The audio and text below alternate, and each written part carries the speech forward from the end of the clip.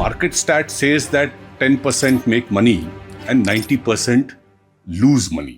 Bull market में आप कहीं पे भी पैसा लगाओ पैसा बनता है. कोई 10% 20% लेके निकलने की कोशिश करता है तो वो हमेशा लूज करता है. को ना पूरे मार्केट को 5 टुकड़ों में तोड़ देना है. Which is number one is थोड़ा मेरे को समझाओ, very simple. What are the 3 mistakes people are making? Successful traders होते हैं तो वो लोग क्या करते हैं, they do not look at 100 things.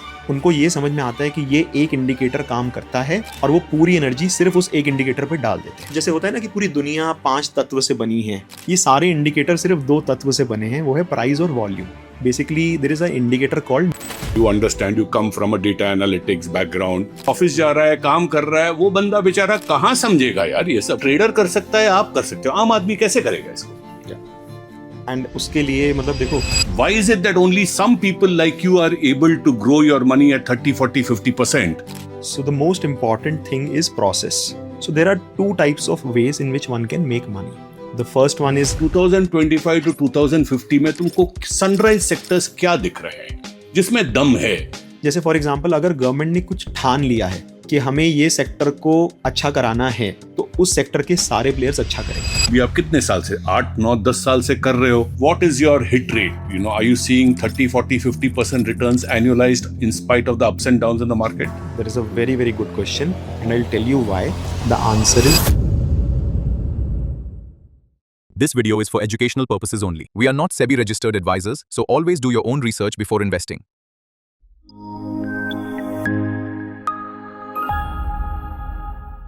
We have a very interesting topic for discussion today. Over the last few years, we've seen the stock market returns have kind of stagnated. It's been a 4, 5, 6% returns. And everybody is trying to look at options where we have low risk and high gain. It is in that context that we have Shubham, our guest for today's show. Shubham runs a financial channel called Financially Free. He's also a very interesting person. He left his successful career at Amazon at the age of 29, and he's been very successful in multiplying his wealth at a much faster pace than most people. So what we want to do in today's next half an hour, 45 minutes, Shubham, is we want to learn from you. You seem to have the Midas touch. So the first question that I have for you is, it's not easy to leave a successful career at the age of 29. Did you really see such a lot of opportunities by branching out on your own? So I'll try to answer it honestly. So to be honest, when I left my job, I had no idea what I will do. So which sounds a little strange, but I got hooked up by the idea of financial freedom when I was 25. And I basically, used to think about, how could somebody, leave a job and then, let the money work for you and things like that. I used to read about it a lot. And I was a very active stock market investor at that point of time. So I'll tell you, when I was soon after my college had ended, I was a very good friend of mine. I was discussing with him at that point of time. This is in 2012. I said, if somebody had 2 crore, he could get this and this amount of interest, and he can. And this was in 2012. I had just started my career, and I was talking about this at that point of time. So I don't know, something that stuck into my mind, and when I was in US, the whole idea was, try to save as much as possible, try to do side hustles, this, that, and try to get to that number which I had, thought of. During this time, and at that point of time, I did not want to leave my job, but during this time, I got a very, very, I got so much interested into the markets and the art of multiplying money that I decided that this is what I want to pursue. Okay. So, generally what we see a lot of success stories, traders, the Warren Buffets, but market stat says that 10% make money and 90% lose money. True. Why do you think this happens? If there is so much of wealth, markets are expanding, last 25 years, tremendous amount of wealth has happened, but why is it that only some people like you are able to grow your money at 30, 40, 50% and a lot of people are losing money. Yeah, so I'll tell you. So the most important thing is process, right? So there are two types of ways in which one can make money. The first one is the Warren Buffett's philosophy, which is patience, long-term thinking, and basically not getting, too excited or too frightened by, The ups and downs. the ups and downs. That is the first category. This is a good way of, multiplying and, generating good wealth over a long term. And there is a second category which basically tries to look at things from a different angle, which is basically thinking from it like a maths equation, right? Thinking of it like okay, why does it work, right? You want to do active investing where you say, I have a certain process. It's like you go to a casino, right? The casino owner will always make money, Yeah. right? And what is the reason for that? Because he has a process. He knows that the probability of my winning is only 51%. 49% of the time, even the casino owner will lose money. But when done over a very, very long time and then over and again, right? Ultimately, the casino will always win because the probability is in his favor. Why does a stock go up, right? Look at the other matrix, the sector indicators, when they are in your favor. And then the most important thing, the allocation, right? When you know that when you're playing cricket, right, and it's an easy ball, you try to go for a 6, right? Same goes with investing. If you know that it is an easy ball and you don't have a process, you just allocate 5,000, 10,000 rupees or 1 lakh rupees, that will not be life changing, right? Even in investing, it will always be like 10 to 20% of the stocks that will make most of the returns. And if you are not able to bet big at that point of time, then you cannot expect high returns.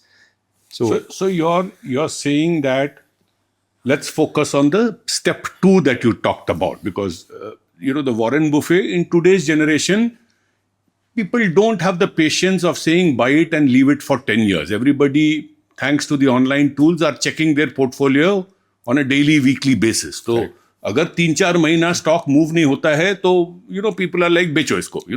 तो ये जो आप process की बात कर रहे हो, थोड़ा मेरे को समझाओ. Very simple. What are the 3 mistakes people are making, and what are the 3 tools or the things that they should do if they have to ride the right process chain? Sure. So थोड़ा सा technical हो जाएगा, but I will try to explain very, very simple language. So most important mistake is, number 1, people don't allow their winners to ride, right? Number 2, people don't cut their losses on time. And number 3, people don't allocate properly when they see winners. So basically, number 1, how to let your winners ride, right? So for that, I'll tell you my process. I decide whether it is a bull market or a bear market, and it is not very, very hard to do. Somebody who is active in the market can very easily figure out कि भाई सब कुछ नीचे गिर रहा है, so it's a bear market. But I have matrix, I have indicators which basically give me a red green signal saying that, oh, this is the, which basically look at the broader breadth of the market कि सारे stocks में कितने % stock ऊपर जा रहे हैं, कितने नीचे आ रहे हैं, and gives me a 0 से 100 के बीच का मीटर, simple, जो मुझे ये बताता है कि bull market है कि bear market है. Once I know that, in a bull market, and I come from a IT background, a lot of data science background, so I will not talk anything random because I believe in the power of, backtesting, in the power of quants, the power of actually, churning the numbers. So I did a lot of backtesting on this, और उसमें मेरा simple conclusion ये निकला कि bull market में आप कहीं पे भी पैसा लगाओ, पैसा बनता है, right? बुल मार्केट में अगर कोई 10% 20% लेके निकलने की कोशिश करता है तो वो हमेशा लूज करता है. बिकॉज होता क्या है कि काफ़ी ज़्यादा मतलब खराब फेज के बाद जब अच्छा टाइम आता है, लोगों को 20-30% के प्रॉफिट दिखते हैं, पीपल वांट टू गेन, खुश हो जाते हैं, पीपल वो ले लेते हैं जल्दी से, 20% ले लेते हैं, 30% अभी जैसा सिल्वर, अभी काफी लोग बोल रहे हैं बहुत हो गया, $30 से $100 चला गया, निकाल लो. Yes, but who knows, a guy like you में से 100 तो शुरुआत है, 200 तक जा सकता है. So the answer to that is कि भाई हम नहीं बोल सकते कितना जाएगा. We can fundamentally figure out कि इस कंपनी का फेयर वैल्यू क्या है, लेकिन बुल मार्केट में it can go 2x 3x the fair value, right? And the easiest way to ride that is by riding the trend.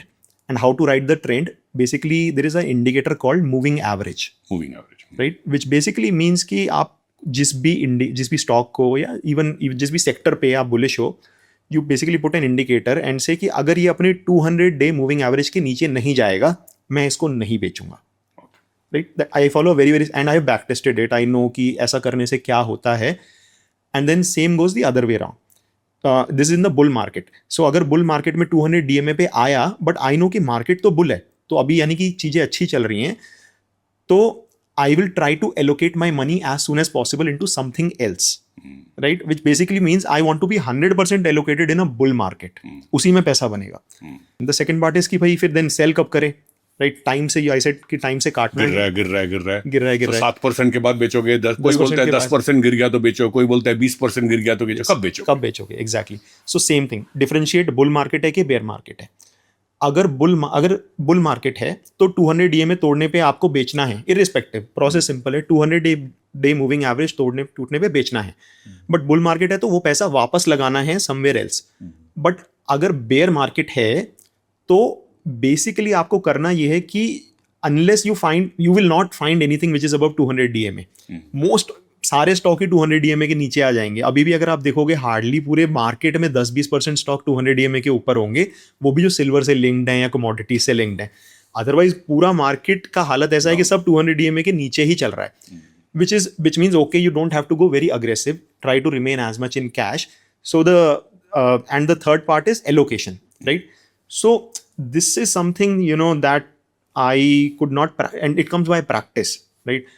मतलब theory तो कुछ भी करते रहो, लेकिन वो 2-3 बार वो जब तक प्रैक्टिस वो नहीं होता तब तक आप नहीं कर पाते. सो उसमें करना ये है कि when you are researching, because I am an active researcher, I basically look at stocks every day, किस बिजनेस में क्या हो रहा है. एंड लाइक साल में 2-3 स्टॉक ऐसे होते हैं, I look at like 200 stocks in an year, because I also have a team and who actively is looking into it. साल में 2-3 स्टॉक ऐसे होते हैं जहाँ पे वो आंखों में चमक आती है कि नहीं यार, यहाँ पे कुछ तो बड़ा हो रहा है, कुछ तो ऐसा हो रहा है, something big is going to happen. Generally, my allocation style is 4 to 5%, which basically means in one stock, which basically means that 20 to 25 stock portfolio. But जब ऐसा कुछ दिखता है, I am okay to go to 15%, 20% in that stock. And that comes very rarely. Right now, I don't have anything जहाँ पे मेरी हिम्मत हो इतना जाने की. And I follow a process which is called techno funda approach, which basically means traders technicals देखते हैं, fundamental investors fundamentals देखते हैं, that how the business is doing. I am an opportunistic investor. I copied the playbook of traders, which is this 200 DMA that I talk about, and hardcore investors. I personally fundamentals. Yeah, I follow Peter Lynch, who is a very well known visionary. Yeah. So basically, I combined both of the approaches and I created this techno funda approach. And I also combined the elements of bull and bear market into it and backtested it. And this is what I follow. So this model, does it get you with what we started saying, low risk, high gain? अभी आप कितने साल से 8, 9, 10 साल से कर रहे हो? Yeah. What is your hit rate? Are you seeing 30, 40, 50% returns annualized in spite of the ups and downs in the market? That is a very, very good question. The answer is no. And I'll tell you why. I think we need to focus on the process than the returns. Right? Process is more important.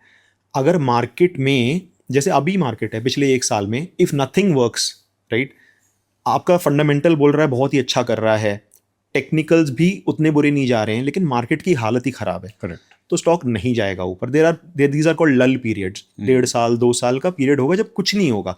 But you need to give yourself confidence, all is well, कि भाई नहीं ठीक है, fundamentals improve हो रहे हैं. बहुत मुश्किल है. बट फॉर दैट बेसिकली होता क्या है कि आपको एक रास्ता चाहिए, राइट? यू नीड कोई तरीका जो आपको hints they. And what is that way जो आपको कॉन्फिडेंस देगा कि आप ना बेचो, आप बोलो नहीं मैं वेट करता हूँ. That is basically these indicators, the hardcore metrics of the business. And what are the hardcore metrics of a business? For example, आज हम अगर किसी होटल में चेक इन करते हैं, राइट, उस होटल में फॉर एग्जाम्पल कोई मुझसे पूछे होटल को जज करने का क्या आपका मैट्रिक होगा, तो बोलूँगा सिर्फ 2 मैट्रिक चाहिए भाई, मुझे कोई तामझाम नहीं चाहिए. मुझे ये चाहिए होटल का ऑक्यूपेंसी कितना है, बिकॉज आई नो कि 60% ऑफ द ऑक्यूपेंसी तक ये होटल लॉस में रहता है, ब्रेक इवन होता है, फिक्स्ड कॉस्ट रिकवर नहीं हो पाती. आफ्टर 60% चढ़ जाता है, पूरा प्रॉफिट आता है, पूरा प्रॉफिट एनीथिंग. सो बेसिकली अगर 60 से 70% गया तो x प्रॉफिट आएगा, 70 से 80% गया तो 2x प्रॉफिट आएगा, 80 से 90 गया तो 3x आएगा, और 90 to 100% ऑक्यूपेंसी गया तो 4x प्रॉफिट होगा. And that is why you see कि एक छोटे से विंडो में स्टॉक 3x हो गया. Why? Because that was the phase जब ऑक्यूपेंसी 60 से 90 हुआ था। बट ये ना, आप जो बोल रहे हो, कोई इकोनॉमिक टाइम्स, कोई ऑनलाइन मैगजीन, कोई एनालिस्ट ये सब तो सिर्फ बोल देते हैं by lemon tree, by this. उसके पीछे खेल क्या है कोई समझाता ही नहीं है ये सब। वही वो करने से आता है। And basically what I do is कि हर सेक्टर के ना 2 या 3 की मेट्रिक्स होते हैं। आप कितनी भी कहानी गा लो, घुमा फिरा के वो 2-3 नंबर होंगे, उनको ट्रैक करना होता है। जैसे आप कोई भी बिजनेस बोलो, फॉर एग्जांपल आप बोलो कि बैंक है HDFC बैंक, उसे कैसे ट्रैक करोगे? बैंक का सिंपल नंबर होता है NPA, राइट? यू सी कि भाई कितने लोग पैसे लोन वापस नहीं दे रहे हैं, and then you also see 1%, ROE, 2% fixed cost कितना है, और एंसिलरी मेट्रिक्स और बहुत सारे हो सकते हैं, बट मोटा मोटा 2-3 मेट्रिक में काम हो जाता है। So it is not a very easy process, जितना मैं सिंपल बता रहा हूँ। ऐसा भी नहीं है कि बस छोटा छोटा चीज़ें देखो और हो ही जाएगा, but it is not like कि इट इज़ रॉकेट साइंस। एक तो आप पढ़े लिखे हो, you understand, you come from a data analytics background. सुबह से शाम तक जो रगड़ रहा है, ऑफिस जा रहा है, काम कर रहा है, वो बंदा बेचारा कहाँ समझेगा यार ये सब? उसको तो ये सब समझ में नहीं आएगा। ही विल गो बाय, किसी फ्रेंड ने बोल दिया एक्स स्टॉक खरीदो, या उसने किसी मैगजीन में या किसी टीवी चैनल में किसी अच्छे एनालिस्ट का बात सुन लिया। तो ये खुद तो करना उतना आसान ट्रेडर कर सकता है, आप कर सकते हो, आम आदमी कैसे करेगा इसको? एंड उसके लिए मतलब देखो, ऐसा होता है ना बहुत बार, जब हम किसी चीज़ में अंदर घुसते हैं, even when we do an MBA, right? MBA में क्या क्या पढ़ाया जाता है, ये वो बहुत सारी चीज़ें, लेकिन जब आप जॉब करने जाते हो, क्या वो सब चीज़ें काम आती हैं? नहीं काम आती ना। आपको पता है कि ये 2-4 चीज़ें हैं जो मेरे को इंपॉर्टेंट हैं। I have not done an MBA, so मुझे नहीं पता कि एग्जैक्टली क्या पढ़ाया जाता है। Same goes with the stock market and going back to the basics कि तो what are those 3 basics? Yes, RSI है, क्या है बताओ? स्टॉप लॉस है, आपने 2-3 मूविंग एवरेजेस बोला आपने। So the basic is you need to think like a rational person. आप जितने भी इंडिकेटर बना लो, कुछ भी कर लो, अल्टीमेटली दे ऑल मतलब जैसे होता है ना कि पूरी दुनिया 5 तत्व से बनी है, राइट? ये सारे इंडिकेटर सिर्फ 2 तत्व से बने हैं, वो है प्राइस और volume, right? Which is basically कि कोई भी स्टॉक में प्राइस मूव हो रहा है, और दूसरा है कितने लोग इंटरेस्टेड हैं, वॉल्यूम कितना आ रहा है। So then you know it is not a punter-driven stock. It's a mass market. It's a mass market move, right? That's all. अब उसके ऊपर आप उसका एलियट ले लो, उसका फिबोनाची ले लो, या कुछ भी ले लो, वो उसी के मैथमेटिकल इक्वेशंस हैं, right? By looking at the history of the past price and volume and doing some mumbo jumbo on top of it, right? जो सक्सेसफुल ट्रेडर्स होते हैं, and after reading a lot of successful traders, वो लोग क्या करते हैं, they do not look at 100 things. उनको ये समझ में आता है कि ये एक इंडिकेटर काम करता है, और वो पूरी एनर्जी सिर्फ उस एक इंडिकेटर पे डाल देते हैं, इंस्टेड ऑफ ट्राइंग टू से मैं ये भी करूंगा, मैं ये भी करूंगा, मैं ये भी करूंगा, right? So for me personally, I do not consider myself as a trader. I consider myself as a techno funda investor, which basically means कि I do not want to learn everything. मैंने जो काम की चीज़ है, price volume action क्या होता है, support resistance क्या होता है, बेसिकली जो फिलॉसफी होती है, एक ट्रेडर की फिलॉसफी क्या है, रिस्क मैनेजमेंट ट्रेडर कैसे करता है, राइट? वो सीख लिया है. और एक इन्वेस्टर का मैंने ये सीख लिया है कि इन्वेस्टर जो है रिसर्च कैसे करता है. अभी एक चीज बताओ, जब गाड़ी चलती है, एक सेक्टर चलता है, या एक we have seen in the last few years some stocks have really taken off. Warren Buffett used to say, मैं 2007-8 he said I didn't understand technology but I understood Apple. तो he started investing in Apple and he says 15 साल तक मेरे को Apple का पैसा returns मिले हैं. So he has not gone with hundreds of stocks. He चुन के उसने जो स्टॉक्स दिया है. Earlier mindset होता था ब्लू चिप खरीद के भूल जाओ. So today does that really work? And can we say कि अगर 2-3 साल गाड़ी चला, अभी ये अगले 10 साल गाड़ी चलने वाला है करके आंख बंद करके पैसे डाल सकते हैं, कि इसको ट्रैक करना पड़ेगा? 100%. So I think to answer that question, मैं आपको एक पीटर लिंच की फिलॉसफी बताता हूँ. जिन्होंने नहीं पढ़ी है, you can read the book called one upon wall street. तो I am not making up anything, but I consider Peter Lynch as my guru, and जो भी उन्होंने सिखाया है, basically I try to apply the same learning.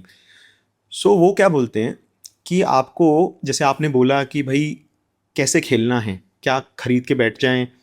सो ये वो बोलते हैं कि ना, आपको ना पूरे मार्केट को 5 टुकड़ों में तोड़ देना है. Which is number 1 is basically high growth stocks, number 2 comes stalwarts. Stalwarts का मतलब है दिग्गज, हिंदी में बोलते हैं, राइट? और basically these are kind of the Nestles and HULs, Market leaders, market the top leaders, three in the top space. 3. Yes. So the first one fast growers, ये generally small caps में आएंगे, large caps में ऐसे fast growers नहीं आएंगे. Then स्टैलवर्ट्स. Then you have cyclicals, which is where the steels and the paper and whatever shipping, sugar and everything falls, right? Then you have turnarounds. ये ऐसी कंपनियां होती हैं येस बैंक टाइप की, जो एकदम पिटी हुई हैं, किसी ने खरीद लिया तो चल गई, नहीं तो जीरो ही जाती है. And then the fifth one is called asset place. Asset place में क्या होता है कि इनके पास कोई एसेट है, यानी कि कोई लैंड है, कंपनी 100 करोड़ में मिल रही है, 1000 करोड़ का लैंड पड़ा हुआ है, they have some cash in their books और some stocks that they own, whatever, something, some assets. So हर एक को बाय और सेल का तरीका अलग होता है. फास्ट ग्रोथ कंपनीज में बाय का तरीका होता है reasonable valuation and the company is growing very very fast, like company is growing 30-40-50% until the growth slows down. Because जब ग्रोथ 30-40% है, लोग पी को नहीं देखेंगे, लोग नहीं देखेंगे कि भाई इतना पी हो गया या इतना महंगा हो गया स्टॉक. लेकिन जिस दिन पहला सिग्नल आ गया कि ग्रोथ 40% की जगह 20% हो गई, स्टॉक आधा हो जाएगा. So you have to be very very early in exits as soon as you see the first sign of growth slowing down. So that comes first category. Second is stalwarts. These are plays where you can sit for very long term. You don't have to worry because ultimately पैसा recover हो जाएगा. But इनमें भी होता क्या है कि they will not make you big money. They will make you normal 8-10% type का in the long term, अगर आपका एक diversified portfolio है. लेकिन जब मार्केट खराब होती है, there are phases when they trade very very cheap. Those are the times to invest in such सब business. गिरता है तो ये अच्छे वाले भी गिर ये अच्छे वाले भी गिर जाते हैं. जाते उठा लो हैं. उसको. तब इनको उठा लो. So these are times. India में क्या है कि क्योंकि क्वालिटी स्टॉक्स या these kind of stocks are very few, so ये उतने गिरते भी नहीं है जितना बाकी मार्केट गिरता है. ये मतलब इंडिया में इनको प्रीमियम दिया जाता है, यूएस में ऐसा या बाकी कंट्रीज में ऐसा नहीं है. ये even these kind of stocks trade at India में 70-60 P. In a bad market they come to 30 P. अब कोई वॉरेन बफेट को फॉलो करेगा तो बोलेगा 30 P is expensive, right? But India में you need to understand how the market works. India में नहीं गिरते ये इतने stock. Then the third category of stocks which is turnarounds. So sorry, cyclicals. So cyclicals में क्या है कि 1-1.5 साल का साइकिल आएगा जहां पर पैसा 3 गुना 4 गुना हो जाएगा, एंड देन डाउन साइकिल आएगा तो पैसा 80% 90% टूट भी जाएगा, राइट? I saw that. तुम्हारा पाइप्स जैसा चला, सुप्रीम इंडस्ट्री वगैरह. Yes. एकदम चढ़ा, you made a lot of money and then जुप it starts going down. So how to identify cyclical क्या है? अगर आप एक कोई भी काम कर रहे हो एंड यू डोंट केयर कि मैं टाटा का स्टील लगाऊं या मैं जिंदल का स्टील लगाऊं, विच basically means the brand doesn't have a lot of branding power. Tata अपने स्टील को डबल प्राइस पे नहीं बेच सकता है. Any business where you can basically say कि भाई ये कमोडिटी है और this is something where they don't have the margin control is a cyclical, right? So there you need to track the second indicator which is demand and supply. कि भाई क्योंकि इनकी supply आने में ना 2-3, अगर आपको आज एक स्टील प्लांट लगाना है, it might take 5 years. Capex डालो, केपेक्स डालो. तो अगर आज डिमांड अचानक से आ गई और सप्लाई नहीं है, तो अगले 2-3 साल की साइकिल तो मजे आ गए मतलब इन लोगों के लिए, right? So you need mainly demand और सप्लाई कि भाई हैवी है क्या, इंपोर्ट हो पा रहा है क्या.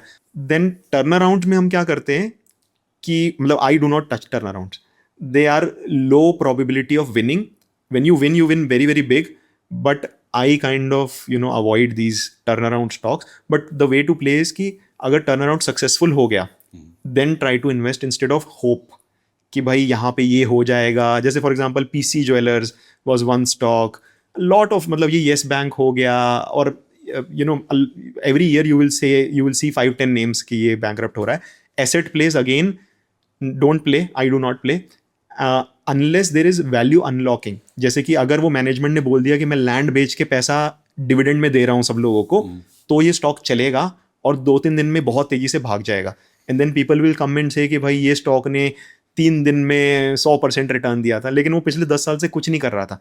सो अंटिल दैट ट्रिगर, वो जो लैंड बैंक सेल कर वो प्ले आउट हो रहा है, वो नहीं हो रहा है, तो don't invest. If that is playing out and you feel there is still value, always consider taxes in it. People forget about taxes कि भाई वो डिविडेंड जब बांटेगा तो पहले टैक्स भी भरेगा, डिविडेंड पे भी टैक्स भरेगा.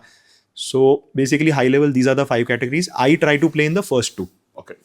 अब ये बताओ, वी हैव सीन इंडिया अगर तुम देखोगे तो लास्ट 25 साल IT has been a wonderful wealth builder, Yes. किसी को भी पकड़ लो, वेदर यू बॉट इन्फोसिस और टीसीएस और Wipro, good IT company has given you good returns. अभी वो थोड़ा with all this noise and AI and others, and I think those companies have lost innovation. They have also slowed down.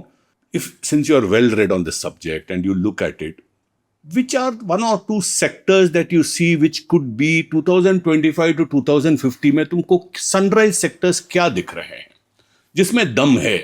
सो अगर आप India की बात करो, and I mostly invest in India, India में you don't have those innovation companies like you have in US. Yes. That is the biggest problem.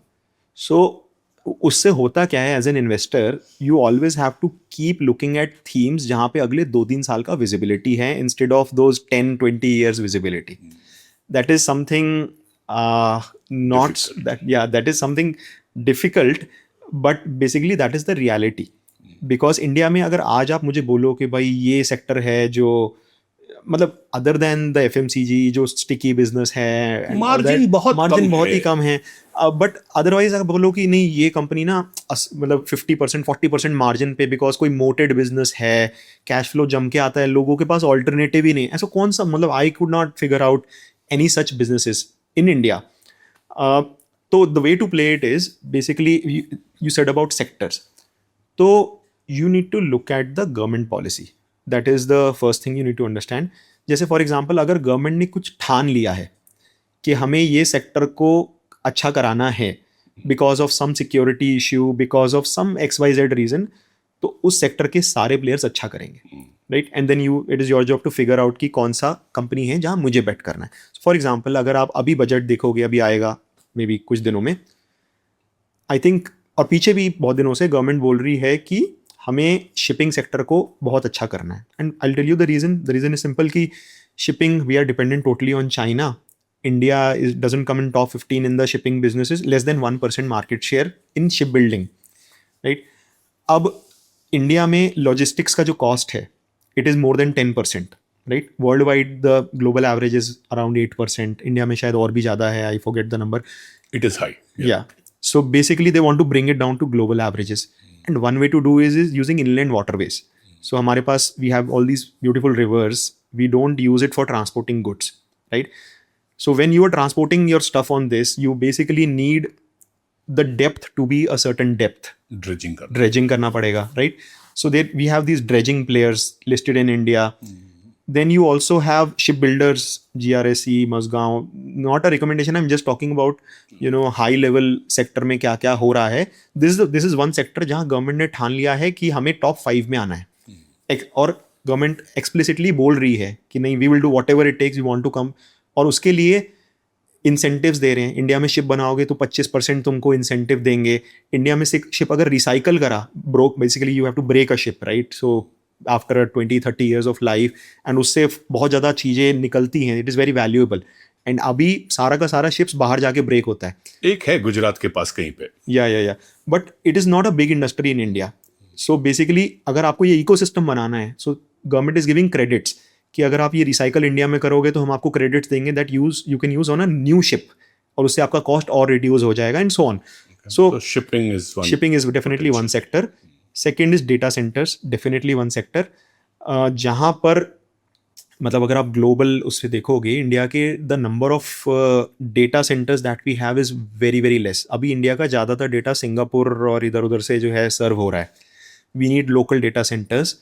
Google ने बोला है $15 billion, Amazon ने बोला 15 billion लगाएंगे, right. And so many other company. Data centre आया तो उसके पीछे पावर आएगा. और पावर के अलावा डेटा सेंटर में और 50 इक्विपमेंट्स लगेंगे. You have those HVAC systems that you need, you have the cables and wires and so on, right. Now that does not mean कि ब्लाइंडली बस डेटा सेंटर के जो भी एक स्टॉक उठाया बेट कर लिया.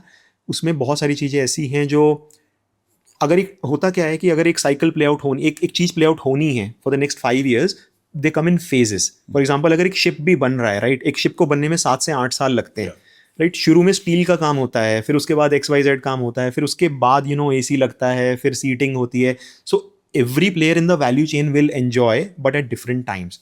We need to understand, this place. how it is. So these are complex industries. These are not easy industries for which is why I guess a lot of people play the safe course. Even Warren Buffett used to say, देखो long term खेलना है तो index fund खरीद लो. Yes. जिसके पास time है, who can understand the ups and downs, who is regularly updated with the market, like somebody like you, can play the markets, or you can burn yourself very, very badly. Correct. You know, even the mindset nowadays, earlier it was like trader means एक negative connotation होता था. Today, everybody is a trader, यार. माने, because you know, तुम अगर graph भी देखो, even a stock which has gone up like the diagonal of a rectangle, वो भी चढ़ता है 7-8% गिरता है. थोड़ा तो स्टीम लेट ऑफ करता है, फिर से चढ़ता है, फिर से गिरता है. तो one of my friends who is a trader, he says, I'm not ashamed to be a trader.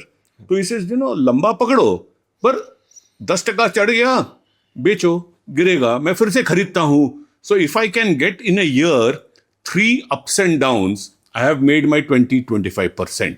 तो you know, trading करो फिर. Is it wrong to do trading? It is not wrong. It is easy to tell. It is very, very hard to do. Track it and do. Very, very hard to do because these charts are not forward looking. ये पीछे के charts होते हैं. And then आपको लगता है यहाँ bottom बन गया, आप बोलते हो कि यार बेच देता हूँ, यहाँ पे खरीद लेता हूँ, वो break down हो जाता है. So अगर वो process बहुत and जितना ज़्यादा window को short करते जाओगे, you have to be more active, more active, more active. So for example, somebody who is looking at a 2 to 3 year view, वो जो number of trades लेगा versus somebody who is looking at a 1 year view, somebody is looking at a monthly view, daily view, और लोग आजकल intraday भी कर रहे हैं, option trading भी कर रहे हैं. So जितना ज़्यादा उस window को squeeze करते जाओगे, actually doing it manually, अगर आपके पास automated system है, good, manually doing it correctly is becomes hard because psychology comes into play. फिर आप सोचोगे नहीं यार, थोड़ा अपने rule को तोड़ देता हूँ, right? So it is difficult. It is very, very hard. But तुम जो बोल रहे हो manual, आजकल तो some of the sharpest brains are going into all this algo trading and automation and माने सब तो वहीं पे जा रहे हैं ना. माने that is the right way to do that it. is the right way to do it. So the gut feel वाला जमाना, मेरे को अच्छा लग रहा है ये कंपनी, इसका CEO अच्छा है. Everything is now moving into data and technicals. उसके बिना it is very difficult to handle the market. The 25-year roadmap for the country looks good, but we've seen a dot-com crisis happened around 99, 2000, 2001. Correct. 2007-8, we again saw the Lehman Brothers crisis, a big meltdown, and it took 7-8 years for the market to recover. The crash that happened in 2007-8, 2014 the market came back. 2014 to 20 was a brilliant run. Then COVID happened, came down, again picked up with a lot of energy. Yes. So it's been a good run for the last 6, 7, 8 years. Yes. With all that we see in the world, the global order is collapsing. We all know what's happening in the world. What do you see personally 2025 to 2030 time frame? Bad times for the market? So that is a very, very interesting question. And the reason is because I would say I don't know. And that is the reality. Even if somebody says, I know this will happen, and he's lying, nobody knows. And I'll tell you, who would have thought after COVID, after, when the world was, nobody knew what is going to happen the next day, right? And I'm talking about after June 2020, right? And we were in peak COVID wave 2, right? Markets were constantly going up, right?